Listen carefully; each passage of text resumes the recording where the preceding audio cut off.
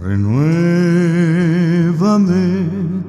Señor Jesús, ya no quiero ser igual. Renuévame,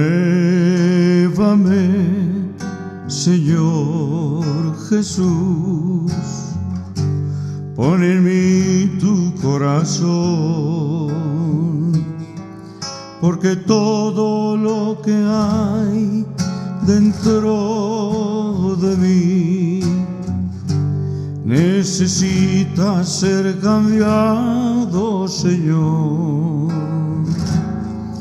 porque todo lo que hay dentro de mi corazón necesita más de ti. Renuévame, Señor Jesús, ya no quiero ser igual. Renuévame, Señor Jesús, pon en mí tu corazón, porque todo lo que hay dentro de mí necesita ser cambiado, Señor,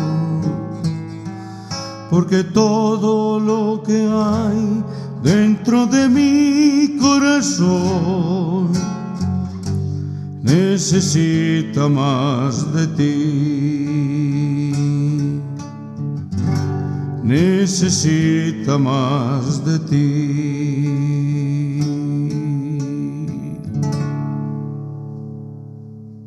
¿Qué tal, mis amados? Un abrazo muy afectuoso de Luis Eduardo López, el siervo de Jesucristo.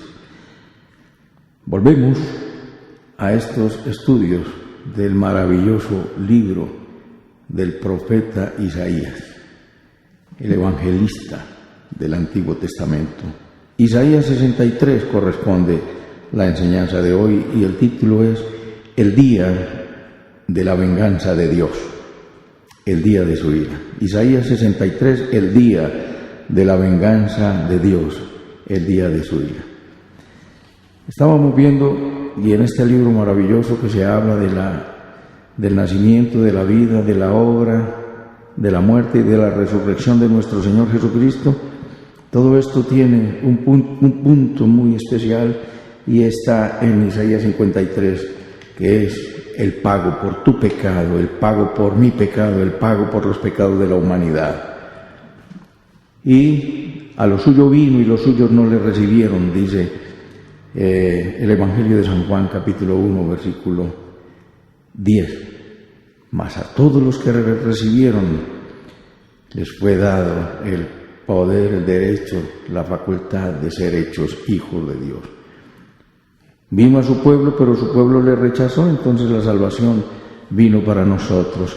Hay un nuevo comienzo, lo vimos, levántate, resplandece, porque ha venido tu luz, una nueva vida. Cuando Jesús entra a la sinagoga y se cumple la profecía de Isaías 61, el Espíritu del Señor está sobre mí por cuanto me ha ungido Dios para dar buenas nuevas a los pobres.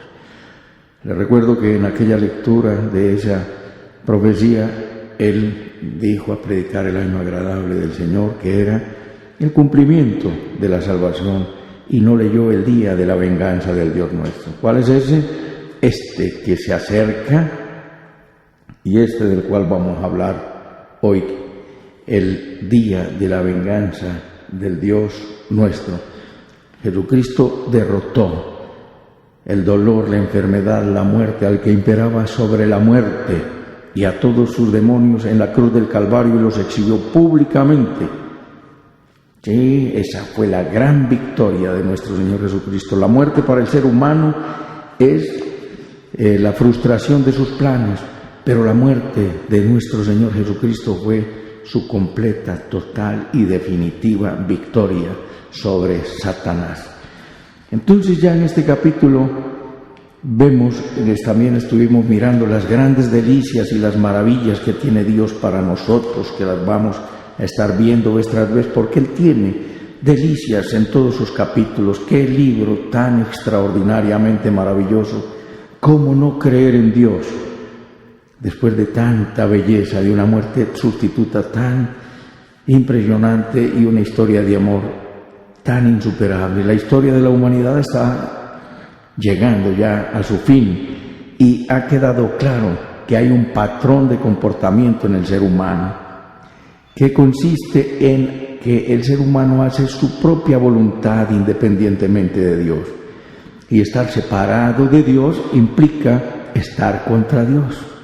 Y el que está contra Dios es un anticristo. ¿Quién es un anticristo? Un contracristo. Y finalmente, en este tiempo donde vemos todo alineado y donde se ha destapado el movimiento del poder a la sombra, ha gobernado por muchos años en el mundo un poder a la sombra, un poder invisible, y ya ha quedado destapado, que es el estado profundo, que es el cabal, y se llama la camarilla oscura, entiéndase los Illuminati, que tienen su propósito de establecer un nuevo orden mundial con un gobierno de un hombre en Jerusalén, la ciudad de Dios. Y hay unos pocos presidentes en el mundo que se oponen al globalismo. Eso es lo que es el globalismo, el establecimiento de ese nuevo orden mundial. Y vemos que el patrón de comportamiento del ser humano es pecado, pero la actitud de Dios es insistir y perseverar en salvar, como si Dios rogase por medio de nosotros: reconciliaos con Dios, como dice en 2 Corintios 5:20. Dios está como si estuviese rogando por medio de nosotros. Os decimos: reconciliaos con Dios. Y el apóstol Pablo dice: os ruego por las misericordias de Dios que presentéis vuestros cuerpos, que vengas y te rindas ante Dios. Te ruego, el ruego del evangelio persuasivo y no impositivo, porque ese es el evangelio. La predicación expositiva y persuasiva para que la gente conozca el amor de Dios en Jesucristo, porque, como se los he dicho en muchas ocasiones, es imposible conocerlo y no amarlo, y es imposible amarlo sin conocerlo.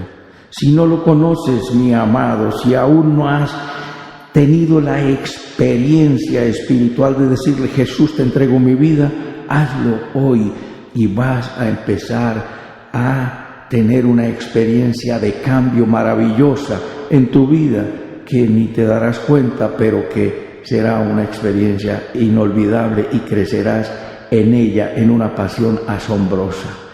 Por eso el tiempo de su gracia se está agotando, mis amados, como en los días de Noé. En Isaías 55:6 nos dice: buscad a Jehová mientras pueda ser hallado.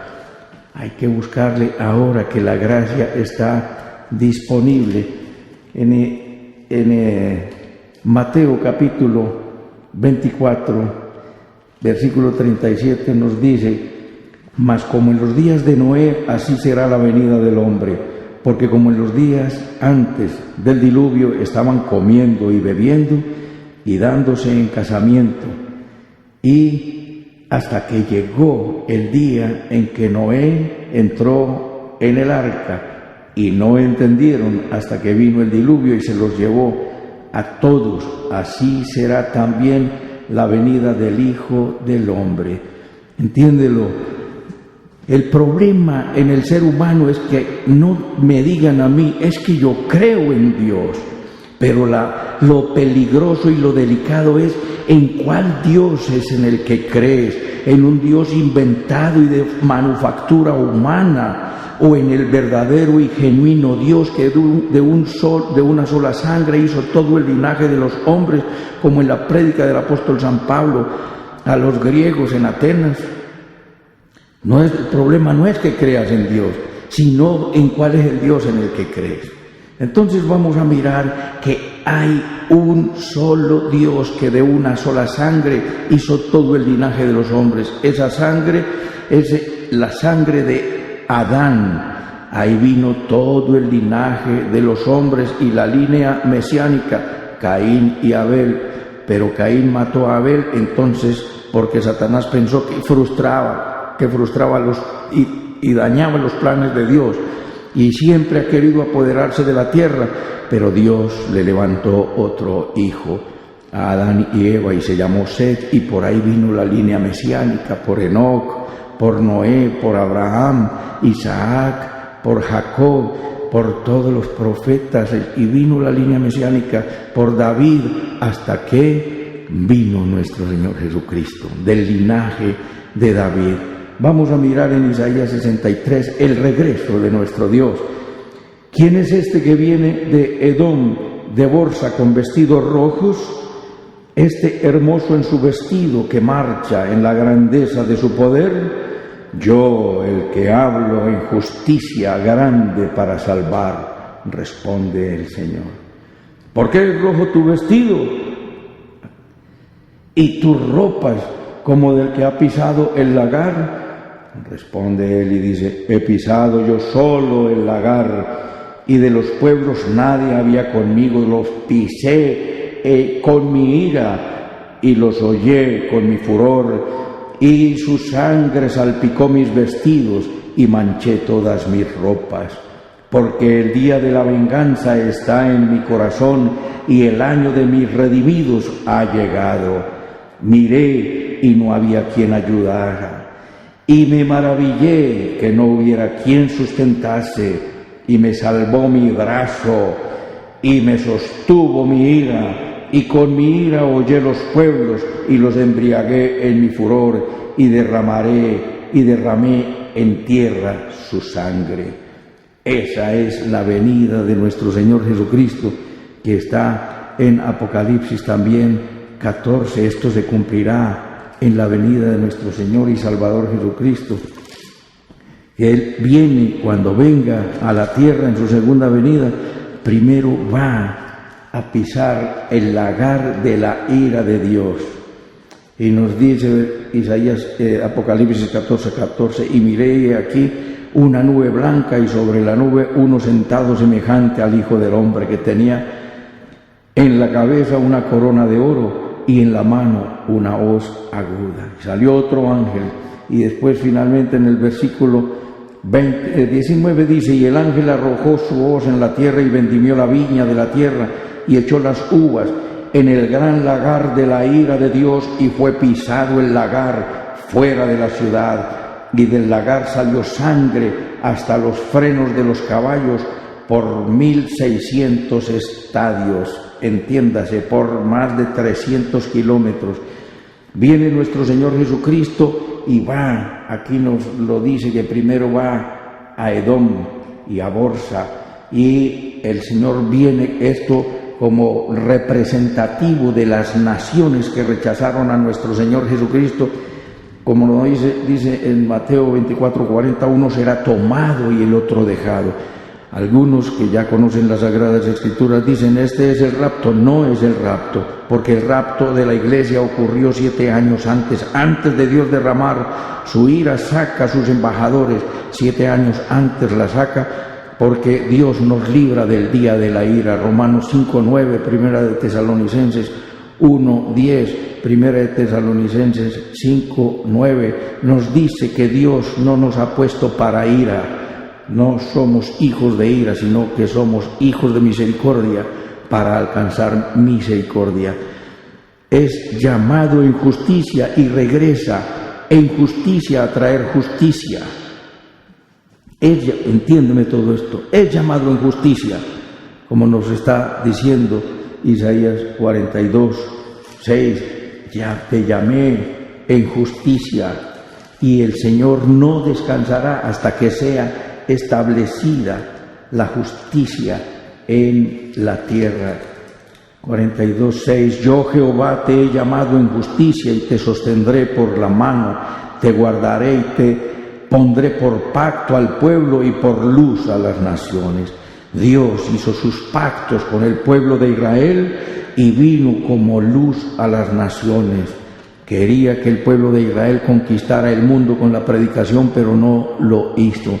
En Isaías 45:13 nos dice: yo lo desperté en justicia y enderezaré todos sus caminos. Él edificará mi ciudad y soltará mis cautivos, no por precio ni por dones, dice Jehová de los ejércitos. Ahí se refiere a Ciro, pero Ciro es tipología de nuestro Señor Jesucristo, nuestro Salvador. Ciro habría de darle la libertad al pueblo de Judá de la esclavitud en Babilonia, pero Jesucristo nos daría la libertad a toda la humanidad de la esclavitud del pecado y de las garras de Satanás.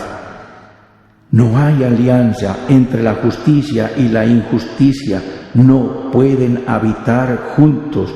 Entonces la injusticia tiene que ser desalojada, como nos dice 2 Corintios 6:14. No hay compañerismo entre la justicia y la injusticia.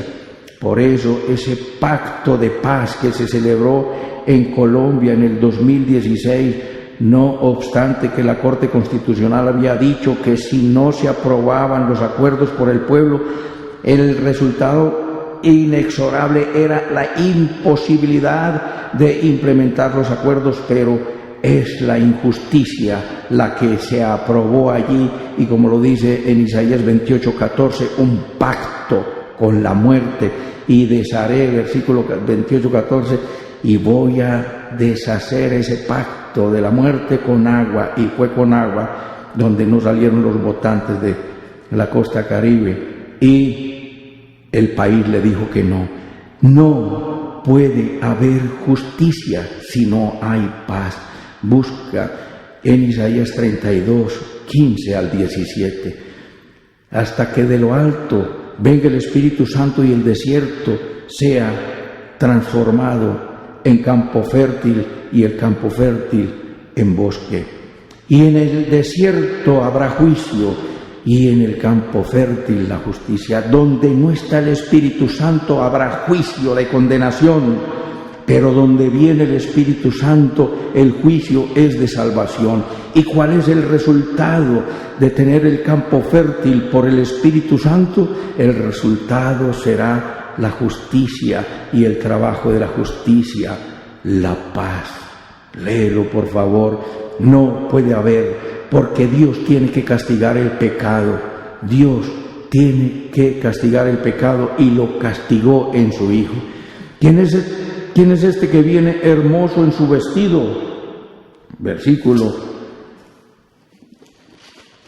Versículo 1, que marcha hermoso en su vestido, que marcha en la grandeza de su poder. Yo, el que hablo en justicia grande para salvar, dice el Señor.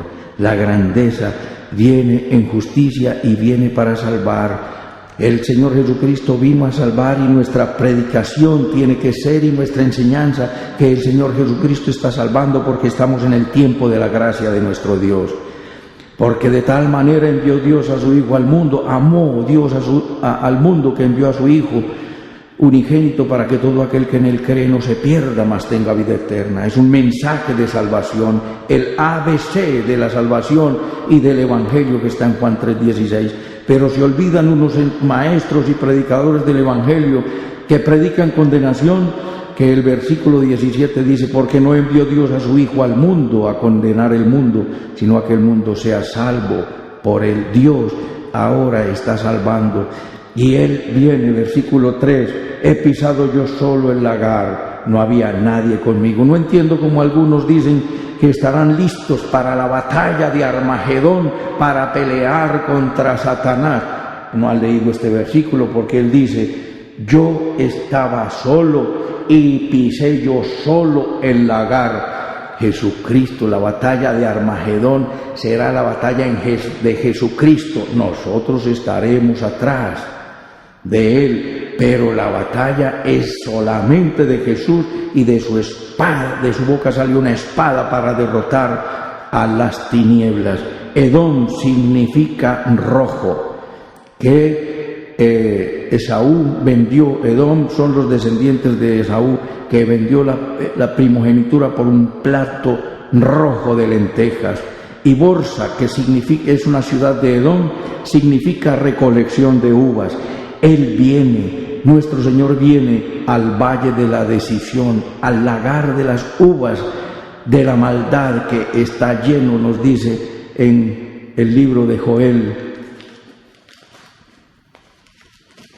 En el libro de Joel, capítulo 3, nos dice que el lagar de la ira de Dios está lleno. Joel 3:12, despiértense las naciones y suban al valle de Josafat, porque allí me sentaré para juzgar a todas las naciones de alrededor. Echad la hoz, porque la mies está ya madura. Venid, descended, porque el lagar está lleno, rebosan las uvas, porque mucha es la maldad de ellos. Mis amados, asómbrate, porque el tiempo está demasiado cerca y Jesucristo viene, está hablando y cada vez habla más recio. Vuélvanse a mí, mirad a mí y sed salvos todos los términos de la tierra, nos dice Isaías 45:22, mirad a mí y sed salvos todos los términos de la tierra, porque yo soy Dios y no hay más. No le busques en Buda, en Mahoma, en Lao Tse, en Confucio, no le busques, porque la tumba de estos está llena de huesos, pero la tumba de nuestro Señor Jesucristo está vacía, porque resucitó y vive nuestro Dios. Viene el gran día del Dios Todopoderoso, como lo dice en Apocalipsis 16, versículo 13 al 16.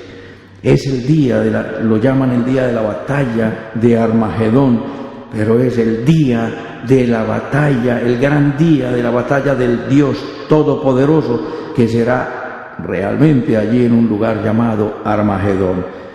Versículo 4, estamos en Isaías 63, se lo recuerdo, porque el día de la venganza está en mi corazón y el año de mis redimidos ha llegado. Viene con él el ejército celestial. En Apocalipsis 19:11 dice que el cielo se abrió y venía un jinete en caballo blanco con su nombre escrito en el muslo, el Verbo de Dios, y su nombre es fiel y verdadero, y los ejércitos celestiales le seguían vestidos de lino fino, blanco y resplandeciente. El vestido lino es el que nos dice que es el vestido de la iglesia, el lino fino, blanco y resplandeciente. Apocalipsis 19:10 nos dice que alegrémonos y gocémonos porque han llegado las bodas del Cordero, y a su esposa se le ha concedido que se vista de lino fino, limpio, blanco y resplandeciente. Gocémonos y alegremos, Apocalipsis 19:7, y démosle gloria porque han llegado las bodas del Cordero y su esposa se ha preparado, y a ella se le ha concedido que se vista de lino fino, limpio y resplandeciente, porque el lino fino es las acciones justas de los santos. De manera que los que le siguen están vestidos, versículo 14, leamos desde un poquito antes, en el 11 dice, vi el cielo abierto y he aquí un caballo blanco, y el que lo montaba se llamaba fiel y verdadero, que con justicia, acuérdense, lo desperté en justicia, para que traiga justicia, para que haga brotar de la tierra la justicia, como lo dice también, y lo hemos visto en estos estudios. Sus ojos como llama de fuego, versículo 13, su vestido con una ropa teñida de sangre, como nos lo está diciendo Isaías 63, y su nombre es el Verbo de Dios. El Verbo era Dios y el Verbo estaba con Dios. Jesucristo, siendo Dios, estaba al lado de Dios. Nos dice Juan 1:1, y aquel Verbo se hizo carne y habitó entre nosotros. Versículo 14 nos dice, y los ejércitos celestiales, vestidos de lino finísimo, blanco, limpio, le seguían con caballos blancos. De manera que esa vestimenta es la vestimenta de la iglesia, que después de que le entregues tu vida a Cristo, ya tienes obras justas. Tú no haces lo bueno para salvarte, tú haces lo bueno porque eres salvo. Yo no hago lo bueno para salvarme, porque la salvación es por gracia. La salvación es única y exclusivamente por gracia. Versículo 5 nos dice: mi brazo me sostuvo mi ira, porque era el día de la venganza del Dios nuestro. Jeremías 37, oh, qué día tan grande como este, ninguno, no hay uno que se le parezca, el día de la ira de Jacob. ¿Por qué? Porque es un día de juicio, día de castigo y día de azotes para todos los que no creyeron. A lo suyo vino y los suyos no le recibieron, es decir, vino al pueblo de Israel y el pueblo de Israel le rechazó, y Dios levantó entonces otro pueblo para derramar su gracia, es la iglesia, y nosotros estamos en los beneficios del pacto de Dios que hizo en Jeremías 31, el nuevo pacto, que es el pacto de la sangre de nuestro Señor Jesucristo. Es el día de la ira de Dios. Versículo 6, y con mi ira hollé los pueblos, y los embriagué en mi furor, y derramé en tierra su sangre. Entonces nos está diciendo que estaban embriagados completamente con la copa de las perversidades. Nos dice en Apocalipsis 18, oí 4, y oí otra voz del cielo que decía: salid de ella, pueblo mío. Amado, tienes que salir de ese mundo de pecado. Egipto es el mundo sin Dios, tipología del mundo sin Dios, y Faraón es tipología de Satanás. En Egipto y en cualquier religión que no sea Jesucristo, porque Jesucristo no es religión, sino relación, y es nuestro mediador entre Dios y nosotros. Salid de allí, pueblo mío, para que no seáis partícipes de sus pecados y recibáis parte de sus plagas, porque sus pecados han llegado hasta el cielo, y Dios se ha acordado de sus maldades. Dadle a ella como ella os ha dado, pagadle el doble según sus obras. En el cáliz en que ella preparó bebida, preparadle a ella el doble. Como lo vimos también, que Dios quita la copa de la ira con la que fuiste lastimado y que estás embriagado, pero de presión por otros a causa del pecado. Dios dice que ese cáliz del aturdimiento lo quita de tu mano y la pone en tus enemigos. Despierta, Isaías 51:17, despierta y levántate, porque bebiste de la mano de Jehová el cáliz de su ira. ¿Por qué? A causa de los pecados. Es cáliz de aturdimiento, dice, pero lo quitaré, versículo 22, así dice Jehová, el cual aboga por su pueblo: he quitado de tu mano el cáliz de aturdimiento, los sedimentos del cáliz de mi ira, nunca más lo beberás, y lo pondré en manos de tus angustiadores les irá mal. Embriagados todos los pueblos están a causa de la perversión, es la obra de la redención. Ahí hemos mirado hacia adelante en este capítulo, mirando hacia adelante del versículo 1 hasta el 6. Ahora, mirando hacia atrás, nos dice: de las misericordias de Jehová haré memoria, de las alabanzas de Jehová conforme a todo lo que Jehová nos ha dado, y de la grandeza de sus beneficios hacia la casa de Israel, que les ha hecho según sus misericordias y según la multitud de sus piedades. Entonces el profeta invita a que miremos hacia adelante a la venida de nuestro Señor Jesucristo, donde consumará su ira, y después de mirar hacia adelante nos dice: ahora mira hacia atrás y recuerda la multitud de todas las misericordias de las cuales has sido beneficiario, las incontables bondades, maravillas y delicadezas del Dios contigo, diciéndote: yo te redimí, yo te salvé, mío eres tú, no me olvides, yo te perdoné. Rogándole al pueblo, Dios recuerda en todas esas misericordias, una de ellas, cómo levantó ese pueblo de uno solo que estaba en decadencia ya en el final de sus días. Levantó un pueblo numeroso como las arenas del mar, y ese fue Abraham.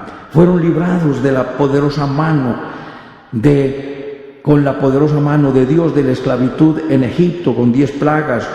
Mira hacia atrás y recuerda todas esas maravillas de nuestro Dios. Fueron sostenidos Sí, durante 40 años en un desierto, con pan que descendió del cielo, su vestido no se envejeció. Recuerda, vuelve a leer y mira y repasa, te doy las citas para que tomes nota, estudies tus audios, por favor, con Biblia en mano, no te limites a escuchar, Biblia en mano y repasa y busca las citas. Tu vestido no se envejeció, ni tu pie se hinchó durante estos 40 años. Misericordias de Dios. Fueron introducidos a la buena tierra, tierra de arroyos, de aguas, de fuentes, de manantiales, una tierra agrícola de una productividad impresionante, con alimento abundante, para que al final alabaran a Dios y no se olvidaran de Él, y se olvidaron de nuestro Dios, se olvidaron de nuestro Dios. Recuerda las palabras en Isaías, capítulo 1. Oh cielos, y escucha tu tierra, porque habla Jehová, crié hijos y los engrandecí, y ellos se rebelaron contra mí. Durante todo este libro hemos visto cómo Dios crió, levantó, formó, protegió, salvó, vez tras vez perdonó a este pueblo. Y no te olvides de mí. Y el pueblo decía, no, es que Jehová se olvidó de nosotros. Y, no, mis amados, es que cuando fui no encontré a nadie. Cuando les hablé, cuando los llamé, nadie me contestó. Nos dice que ya no habrá traición. Versículo 8, dijo, ciertamente mi pueblo, hijos que no mienten, es decir, no volverán a traicionarme. En toda angustia de ellos, él fue angustiado, y el ángel de su faz los salvó. En su amor y en su clemencia los redimió y los trajo y los levantó todos los días de la antigüedad. Mira las misericordias, mira hacia atrás. En su angustia, ¿quién fue angustiado? Toda nuestra angustia, nuestro dolor, nuestra enfermedad y el pago de nuestra paz fue sobre él. Recuérdalo en Isaías 53 y repasa. En el versículo 10 nos dice que él tomó nuestro lugar, recuérdalo, no te vayas a olvidar. Pero la rebeldía del pueblo hizo enojar su Santo Espíritu, mas ellos fueron rebeldes, no quisieron oírme, hicieron enojar mi Santo Espíritu. Por eso se les volvió enemigos y peleó contra ellos. Recuerda que el Señor insistía en salvarlos, pero la gran batalla no era contra los enemigos, sino contra ellos mismos. Dice 1 Timoteo 4:16, cuídate de ti mismo y de la doctrina. ¿Por qué? Porque somos impredecibles, tenemos que cuidar de nosotros, porque de un momento a otro salimos haciendo cosas que no queremos hacer, como dice el apóstol Pablo en Romanos 7, hago lo que no quiero y lo que quiero no hago, porque con mi mente me deleito en la ley de Dios, pero hallo en mis miembros una ley que me lleva cautivo a la ley del pecado.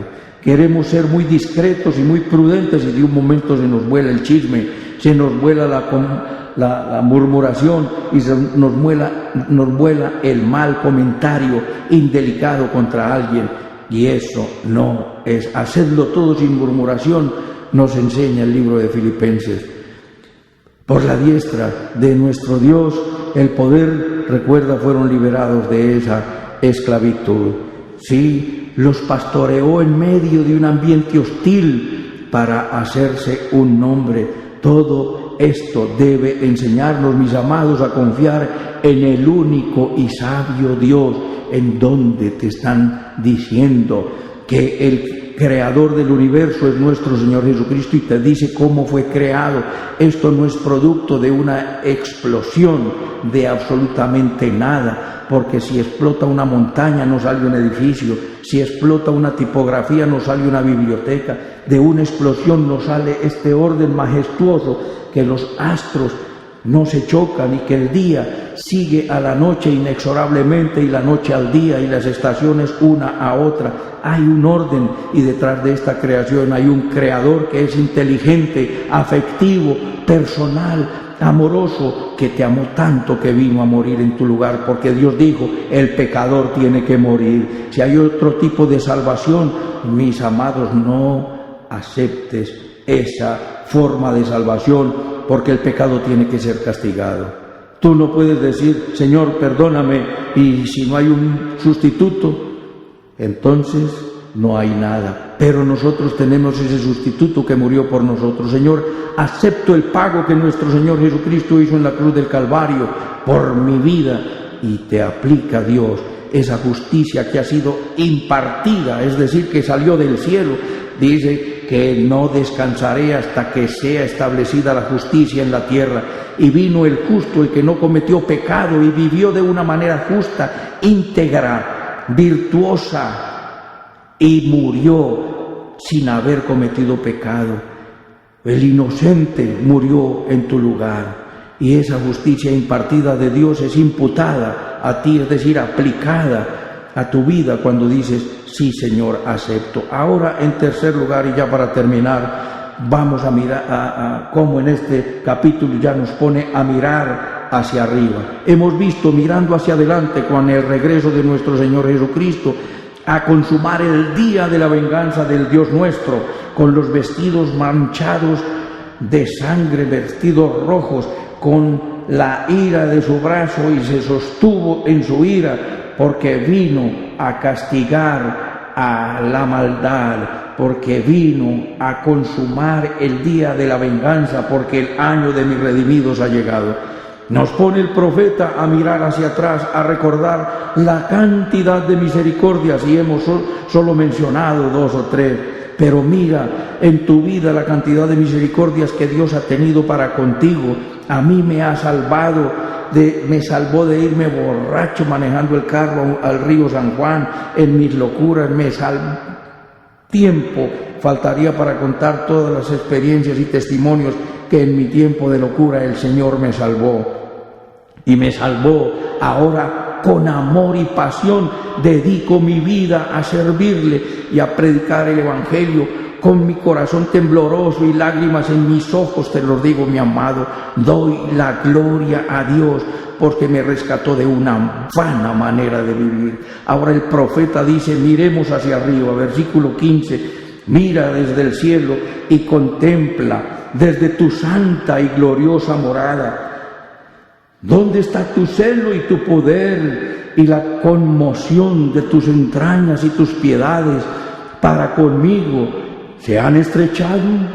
Dice el profeta a nombre del pueblo. Pero tú eres nuestro Padre. Si bien Abraham nos ignora, o Israel no nos conoce, tú, Jehová, eres nuestro Padre, nuestro Redentor perpetuo. Perpetuo es tu nombre. Ahora empieza el pueblo de Dios a buscar a Dios, pero hemos visto que Dios dice, buscad a Jehová en tanto pueda ser hallado, llamadle en tanto está cercano, nos dice el capítulo 55, versículo 6. El profeta clama al trono de la gracia en nombre del pueblo, pidiendo la manifestación del poder de Dios y de su pasión por su pueblo, su amor por su pueblo, preguntando si su amor está retenido, si su amor se los ha retirado, y pide que vuelva su rostro sobre su pueblo. Ya reconocen a Dios como Padre, ya lo reconocen. Recuerda, cuando vino nuestro Señor Jesucristo, decían que este es el Rey de los judíos, y no tenemos por Rey sino al César, cuando para los judíos el Rey de los judíos era Jehová, Yahvé, pero cuando vino Jesucristo lo rechazaron y aceptaron más bien el reinado del perverso César. Versículo 17, le están rogando al Señor que vuelva su rostro hacia el pueblo. Versículo 17, ¿por qué, Jehová, nos has hecho errar en tus caminos y endureciste nuestro corazón a tu temor? Vuélvete por amor de tus siervos, por las tribus de tu heredad. Por poco tiempo lo poseyó tu santo pueblo. Nuestros enemigos han hollado tu santuario. Hemos venido a ser como aquellos de quienes nunca te enseñoreaste, sobre los cuales nunca fue llamado tu nombre. Ya empezaron a sentirse extraños, endurecidos, endurecieron su corazón, pero ya le estaban echando la culpa a Dios de la dureza de su corazón. Reconocen ahí sí al Padre como Dios durante todo este tiempo, y estos aproximadamente 60 o 70 años que el profeta Isaías predicó el arrepentimiento, en ese mismo tiempo predicó Miqueas y en ese mismo tiempo predicaron otros, y el pueblo seguía en la dureza de su corazón. Reconocen que su corazón se había endurecido y le echan de eso la culpa a Dios. Señor, ¿por qué permitiste esto, que nosotros erráramos? Están olvidándose que les mandé profeta y les estoy diciendo que cuando los busqué no me quisieron oír, como lo dice en Isaías 66:4. También yo escogeré para ellos escarnios y traeré sobre ellos lo que temieron, porque llamé y nadie respondió, hablé y no oyeron. Mis amados que me escuchan, varones y mujeres que no han venido a Cristo Jesús, es tiempo de venir a Dios, nos dice la Escritura, en tiempo aceptable he venido en arrepentimiento, en tiempo aceptable te escuché, en tiempo aceptable, es decir, en tiempo aprobado. Busca a Dios, que la gracia de Dios está dispuesta. Fueron oprimidos por los enemigos que destruyeron el santuario de Dios y se quejan. Dicen, Señor, el santuario fue destruido por los enemigos, versículo 18. Ya empiezan a despertar lástima y conmiseración cuando Dios no retira la misericordia de su pueblo. Y llegaron a sentirse ignorados por Dios, se empezaron a sentir como extraños de Dios. Recuerda, mis amados, es el día de la venganza y está cercano, y Dios emite sentencia contra aquellos que le han resistido y han sido hostiles o le han ignorado y se han ido tras otros dioses inventados, como lo dice en Isaías 2:4. Ustedes han seguido a otros dioses con sus costumbres traídas de oriente. Venido, casa de Jacob, y caminemos a la luz de Jehová. Ciertamente tú has dejado tu pueblo, la casa de Jacob, porque están llenos de costumbres traídas de oriente, de agoreros como los filisteos que pactan con hijos de extranjeros. No importes, no traigas, no hagas venir religiones extrañas para alumbrarte con linternas, con veladoras o con lámparas cuyo aceite o sus baterías se consumen. El Señor viene y viene a traer el día de su venganza, el día de su ira. El Señor te llama al arrepentimiento y te dice, mira todas las incontables bondades que he tenido con el pueblo de Israel, pero mira nomás las incontables bondades que ha tenido con tu vida, y mira hacia adelante y mira hacia arriba en su misericordia. Mis amados, se endureció el corazón de ellos, pero resulta que el barro expuesto al sol se endurece y la cera expuesta al sol se derrite. Asimismo hay muchos corazones que se exponen a la presencia de Dios y se endurecen, pero hay corazones de cera que a la presencia de Dios se derriten.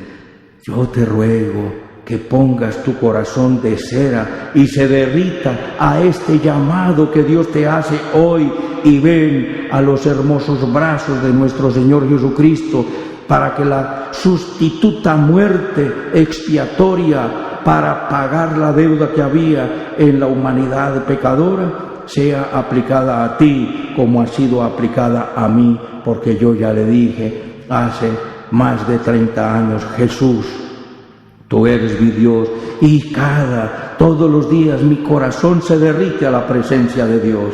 Mis amados, ahí está el Señor llamando. Ven a los brazos del Señor, inclina tu rostro y dile conmigo: bendito Padre Celestial, te doy las gracias por tu palabra. Te pido perdón por todos mis pecados. Acepto a Jesucristo como el Señor de mi vida. Te pido, Espíritu Santo, que vengas a mi corazón a establecer tu reino en mi vida. El reino del perdón, del respeto, de la misericordia, de la humildad, de la paciencia, de la tolerancia, de la virtud, de la fidelidad, de la benignidad, de la bondad, de la generosidad y del amor como vínculo perfecto. Te entrego todo mi ser, Señor. Haz de mí un vaso útil en tus manos para gloria de tu nombre. En Cristo Jesús. Amén. Permíteme orar por ti. Gracias, mi buen Dios, por esta enseñanza, Dios, que trae tu palabra. Ahí está escrita, Dios de la gloria. Gracias, Dios, por permitirme dar ese mensaje tan maravilloso de la muerte expiatoria, sustituta del Dios eterno en el lugar del pecador, en mi lugar, en el lugar de todos los que me oyen, Dios de la gloria, porque no hay hombre que pueda llegar, no, ni uno solo, que pueda llegar a la eternidad gloriosa con el Padre Dios y contigo, con el Espíritu Santo y con los ángeles y con todos los que se salven. No hay otro camino sino Jesucristo. Las religiones nos llevan allí, Dios. Solo tú, amado Dios, porque solo tú eres el Creador y solo tú eres el Redentor. Señor, que esta palabra quede grabada en el corazón de todos los que me escuchan. Haga la obra y sea aceptada. Señor, recibe toda la adoración, la gloria, la honra y la alabanza. Bendice mi país, el presidente, los alzados en armas, los terroristas, las víctimas de la violencia, los secuestrados. Señor, los que tienen un credo distinto y especialmente el pueblo de Israel y la paz de Jerusalén, clamo por ellos. Por sobre todas las cosas, ven pronto, Señor Jesús. Quedamos en tus manos, dando la gloria al Padre, dando la gloria al Hijo y dando la gloria al Espíritu Santo. En Cristo Jesús, Señor nuestro. Amén, amén y amén. Un abrazo, mis amados, y hasta otra oportunidad.